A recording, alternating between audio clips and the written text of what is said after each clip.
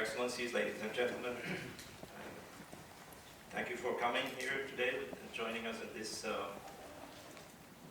special event.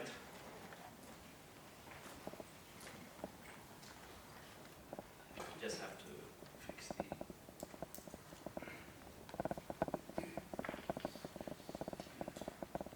Okay. My name is Hussein Askary. I'm an economic and strategic analyst. I specialize in West Asia and Africa affairs. I am the author of this book, co-author of this book called Extending the New Silk Road to West Asia and Africa, where I discuss many of the issues that actually are already taken up today by their excellencies, the diplomatic representatives from Africa, but it also represents the vision for the future of Africa. The Belt and Road, as we have heard today, is no longer just a concept or an idea. It has created a new paradigm in economic relations in the world. It's changing many aspects of the international economic order. It has become a force for change, a positive change all over the world. It's not simply these corridors, original corridors, which were announced by President Xi Jinping in 2013. Now it's expanding to Africa, South America, and even to Western Europe. So that's something which is we should not be missing. I'm not here today to cheer the African-Chinese cooperation. As we heard, they can take care of themselves. Our problem here, and my colleagues and I, we are Swedish citizens. China's priority is China's interests. Africa's priorities are Africa's interests. And we in Sweden also have to think the same way. However, there is no conflict or contradiction between our interests if we can harmonize them, if we can find common ground for cooperation.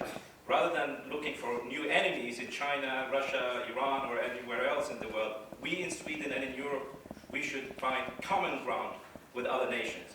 We have very deep economic and social problems in Sweden and in Europe today. And our interest would be best served by joining the Belt and Road initiative, joining hands with Africa, with China and other nations who want to be part of the new paradigm. Part of that, we have also to change Swedish attitude towards Africa. We have a good lesson from learning from China. Africa, in the minds of Europeans and Americans, is a place where there's problems. Africa is a big problem. All the reporting is about the epidemics, the civil wars, the corruption, and so on, and famine, water shortage. That's what we know about Africa. It's a big problem. We can only help Africa. And I will come to that, which is another problem. China sees Africa's problems as an opportunity because that's the best place to start. We have heard today a lot about Africa's enormous potential, and that's what China has realized, as I will explain. But what China is doing is not helping Africa. China is empowering Africa by providing the tools which Africans need to use their resources in the best way possible. And it serves China's interest at the same time. Completely legitimate interests. Now, one of the problems we have, of course, is that the attitudes towards Africa, this was the Economist, it's the most prominent financial economic paper in Europe, to the hopeless continent. That was in 2000. And then we have 2011, Africa is rising. And then we have 2013, when the Belt and Road Initiative is setting a pace, is the aspiring Africa. The issue is that the Economist in the 2000 issue said, does Africa have some inherent character flaw that keeps it backward and incapable of development? That there is something wrong with Africans. That's why Africa is backward. I think there is something an inherent character flaw in the economists themselves. Because what the Economist is basing its prognosis about Africa is not on the economic development which is taking place, but it's on the idea that wealth is raw materials. Raw materials is the source of wealth. Unfortunately, many Africans are infected by that problem. They say, we have all the resources we need. We don't need anyone else. The problem is that that made Africa hostage to fluctuations in the price of commodities. Africa's total reliance on exporting raw materials have made it hostage to changes in the prices, and therefore economic development has followed. In the first decade after independence in Africa, in the brown color, we have actually decent economic growth. We also had an international financial system which was stable, which allowed African nations and other nations to develop. But since the 71, when the Bretton Woods system was decoupled, or the dollar was decoupled from gold, and then we had the oil crisis in 73, things went wrong. And the fluctuations in Africa's, or sub-Saharan Africa's development has followed the fluctuations in the price of commodities, because Africa's only source of wealth was exporting raw material. So that's something which has to change, because raw materials are just a rock in the ground, okay? The true economic value is how you turn that piece of rock into something useful for society. And to do that, you need tools. You need tools, just energy, machinery, skilled labor, and so on and so forth. The other problem we have, the attitude of Europe and the industrialized world, is this question of economic development. Now, the developing nations and China fought very hard in the United Nations to make sure that the goals of development, they have priorities. Number one, elimination of poverty. Number two, elimination of hunger, healthcare, education, equality, clean water, energy, industrialization, urbanization. All these are the priorities of the developing nations. The problem is, in Europe and the United States, we think number 13, climate action, should be the priority. All these other things can wait, because if we don't solve the climate problem, we will not achieve these, which is not true. At the UN General Assembly meeting in September, which was supposed to deal with these issues, we had young people sent into the streets stirring a massive hysteria about climate change, so the whole discussion was changed from these priorities to these priorities. And that's a big problem we have in dealing with the developing nations. The developing nations and China think these are the priorities. This will follow. Now, we have institutions in Sweden and in Europe. I call this the sustainable development acrobatics. They are turning the whole thing upside down by making very, very complex models of development which are completely dependent on the question of climate change. So they did it in a way so complex that number one ends up here, number two, number three, number four, number five. So number 13 and 14 and 17 suddenly end up over here. It's in the perception of the individuals, the people in Europe and the United States, that these are the priorities of the world. And that's not true. Our priority is to eliminate poverty, hunger, provide decent living conditions, clean water, electricity, education, and so forth for the mass people. In Europe, we do have these things. So these are not a goal anymore, although we have problems with education and healthcare and infrastructure. So the other issue is we have a problem. Europe's attitude to Africa is we can help Africa with aid programs. And this, according to me, has made poverty permanent. You can provide clean water, as this EU project says, to these people. That's nice. But they have no electricity. There is no transport. These ladies have to take these heavy tankers for kilometers back home. Why not bring this water to the houses of these ladies? And then we have billions and billions of dollars and euros spent on these programs. And it's funny, they say here, we are using European know-how. and new technologies for water purification. Have you ever seen Swedish or German women using this European know-how in Stockholm or in Berlin? They say this is good for Africans, this is not good for us. We have a different system. This is a problem. We have to change this and have a new attitude. Now we have the old, here's the colonial system of extracting raw materials from Africa and shipping them as quick as possible to the ports for outside. This is the vision of the African nations. We heard today His Excellency Ambassador of Egypt and the other speakers that we have now the African Union free trade zone, which is a fantastic development. However, without infrastructure, you cannot have trade. Trade among African nations, among themselves, is only 13% of all African trade with the world. Like Egypt and Sudan, who are neighbors, trade between them is only 1.5% of their trade with the outside world. Why? Because there is no infrastructure connection.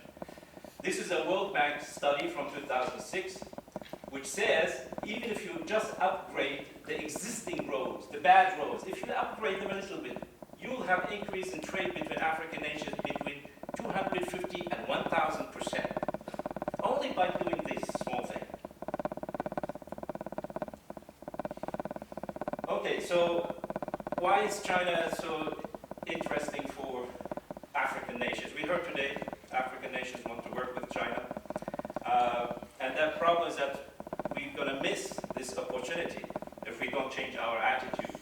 This is from the Forum on Economic Cooperation, China-Africa Economic Cooperation in Beijing last year.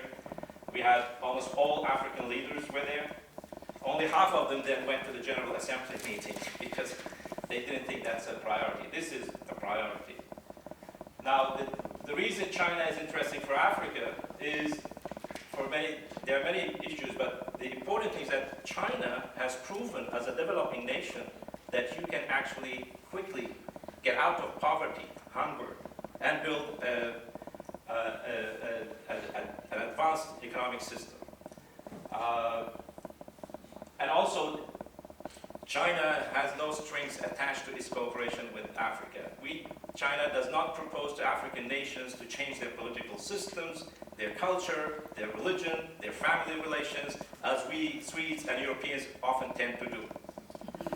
Our foreign minister was recently in Tanzania, in Dar es Salaam, and the only thing she wanted to talk about is democracy, women's rights, and climate change. These are important things. But if you don't have electricity, women's rights would be trampled on, because women will have to go and fetch wood and spend all their time finding wood and cooking with wood. That's not nice for women's rights. So that's what China doesn't do that. China respects the sovereignty and cultural diversity of other nations.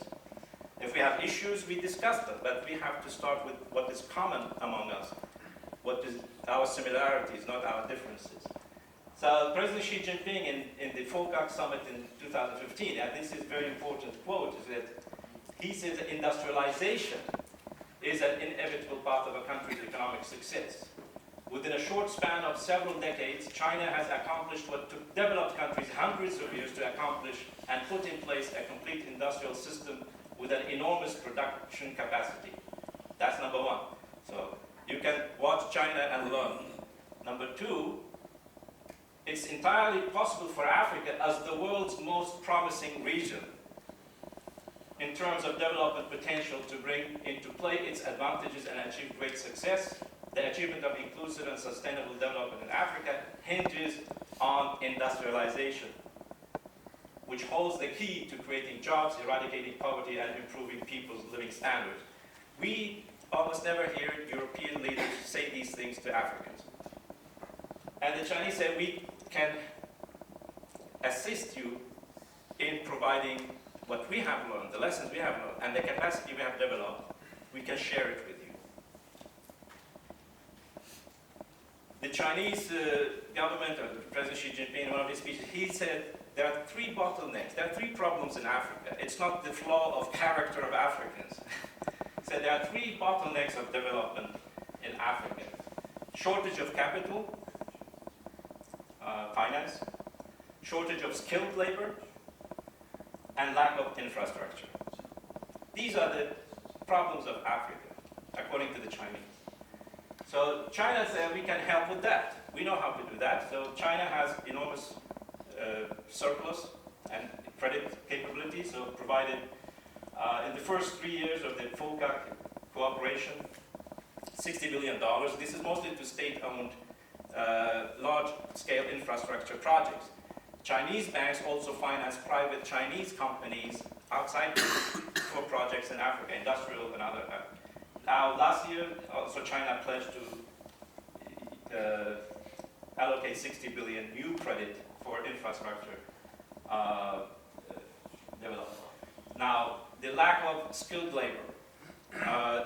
Now, unlike the mythology we hear about how the Chinese work in Africa, that the Chinese only use Chinese workers, Chinese engineers.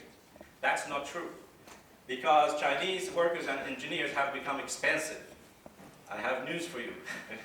You cannot take Chinese workers and ask them to work in Africa for cheap. So you have to develop the local labor with skilled developments. And these are the ladies who are now running the Mombasa-Nairobi railway.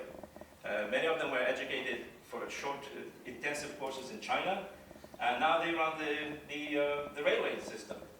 I have in my book studies about how much Chinese and African involvement in the different projects are. I'm not going through that, but interestingly, China just surpassed Britain and the United States in the number of African students studying in Chinese universities.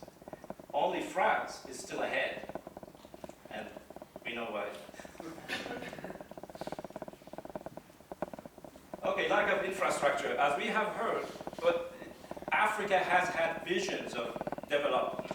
We have the latest plan from the 1982, but these have remained as visions. Why? Because Africa did not get the tools to implement these visions. This is the African highway network. What China is doing, China is not going to country and say, oh, you should build a railway from here to here. What China does is looks at a country's priority projects, which are already studied, and say, okay, you have these priorities, we can help you with this one, this one, this one.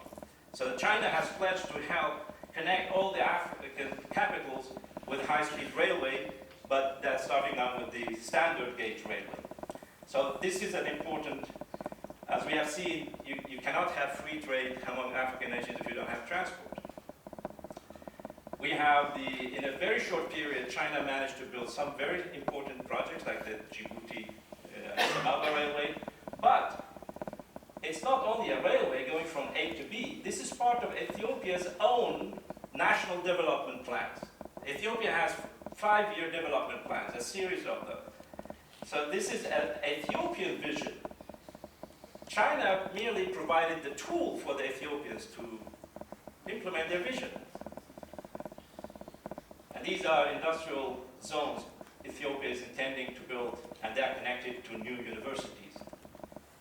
We had the Mombasa-Nairobi railway. Mombasa-Nairobi railway is already completed. Now there are projects to connect to this landlocked Central African countries and the Great Lakes nations. We also have the Lamu Port, Ethiopia, South Sudan project. This is part of the decades-old East African master plan of railway development, but it was never built. And there was no interest by Europe, the United States, or Japan to build these projects. We had also the completion of the Benguela railway, and also extension to the Tanzania-Zambia railway. This was also completed in 3 years. So I'm just taking these as examples of the development projects. We have the possibility, like we have in Europe, you can have a ship going all the way from the Black Sea across the Danube, Main-Rhine and Rhine River Canal. It's a very, very important transport route. Africa can actually, and I know people who are working on, Africans who are working on projects to connect the rivers and lakes of Africa, at least the Great Lakes. But also Egypt has a plan to have a river transport system going all along the Nile basin. But also, as I will show, there's another project to connect to the Congo River. So these are crucial integration. Now, we have climate problems in Africa, it's undeniable. We have Lake Chad, which has shrunk due to climate change, whatever the reasons for that climate change are, but it's only 10% of its original size. And this has forced millions of people to move to other areas, creating crisis for other people around, because people live on fishing, grazing, animals, and they have to move. And we also have the terrorist problem emerging out of that. There has been a plan to refill Lake Chad by using a small portion of the water from the Congo River, by building a 2,000-kilometer canal, which will pick up water, build dams, and pick up water from the tributaries of the Congo River. This is the Congo River, but these are the tributaries. And it will flow with gravitation, you don't need to pump water, into the Chari River in Central Republic and fill Lake Chad and create a new agro-industrial zone. There will be power generation, there will be transport corridors. So Congo, which is still opposed to the project, will be actually the most benefit. They will benefit most from this project. But these are political considerations that the DRC have to decide themselves. But last year, there was an agreement with a Chinese and Italian company, Bonifica and Hydro, to do a feasibility study of this. So this is an important aspect of Europe and China working in Africa. We also have the Grand Inga Dam, which is also in the Democratic Republic of Congo. But this project is approved by the government, but it has been waiting for financing and technological capability to build them. There's only one dam built, but this is a series of dams in this area of the Congo, which will, the largest hydropower plant in the world is the Three Gorges Dam in China. It generates 20,000 megawatts of power. The Grand Inga Dam will generate twice as much, 40,000 megawatts of power. This will be a revolution for power generation, industrialization for Congo and Congo's neighbors. Last year too, or earlier this year, a Spanish company went with the Chinese company to start the implementation of the first or the second one of these plants. So there are positive signs. The southern European countries who are closest to Africa are actively engaged in these kinds of projects. Now this is also a shocking thing to talk to Europeans.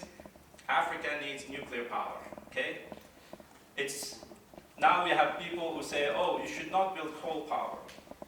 You should not allow China to build dirty coal power in your countries.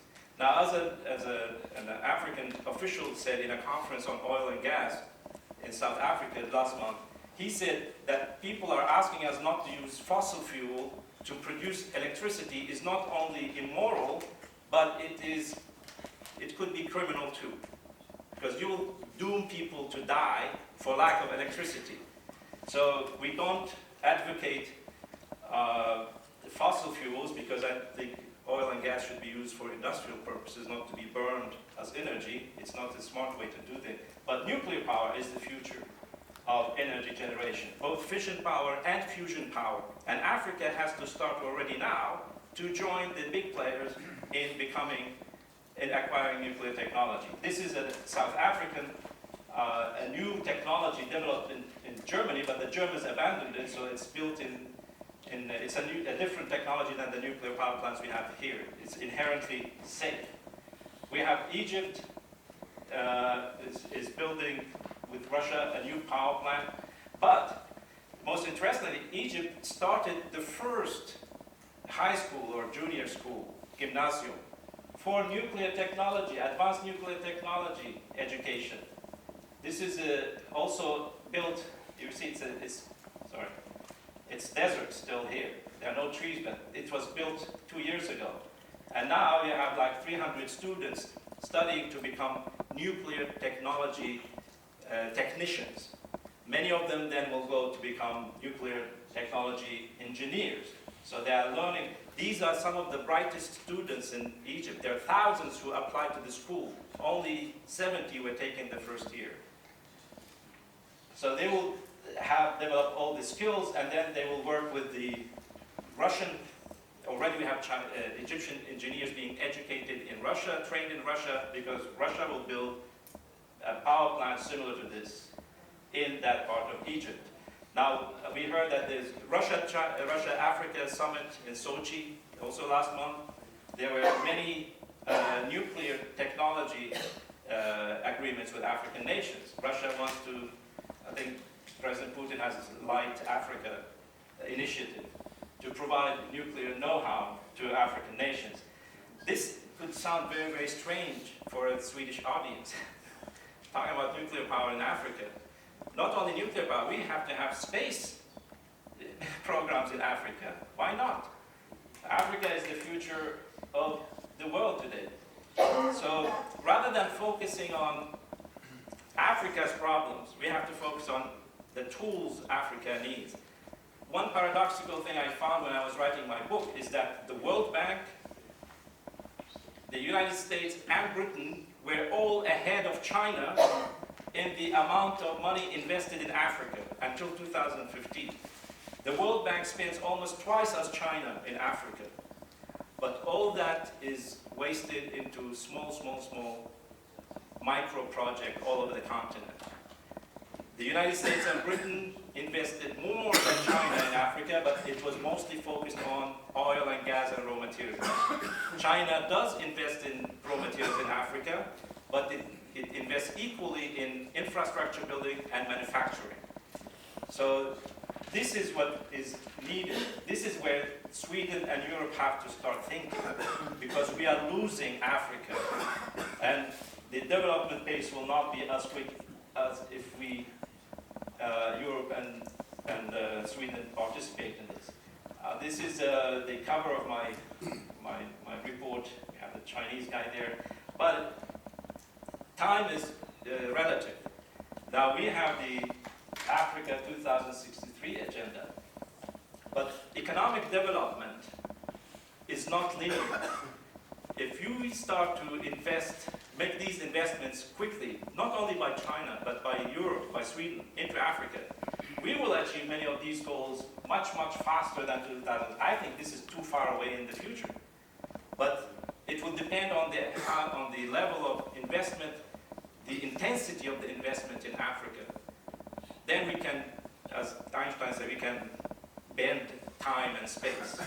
We can change our relationship to time and space with our creative interventions.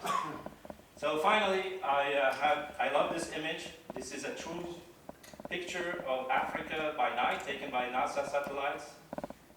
You can see the big difference in electrification. You have large parts of Africa dark. This is, I asked a friend to make he's an artist, that if all the projects we are discussing are built in Africa, how would Africa look by night? This is how Africa should look by night. Anyway, I don't know, Africa has enormous potential. We'll have the 3 billion people living in Africa, mostly young people under the age of 23. The average age in Germany is 49. So you have a complete different demographic. So this is a challenge, but it's also a great opportunity.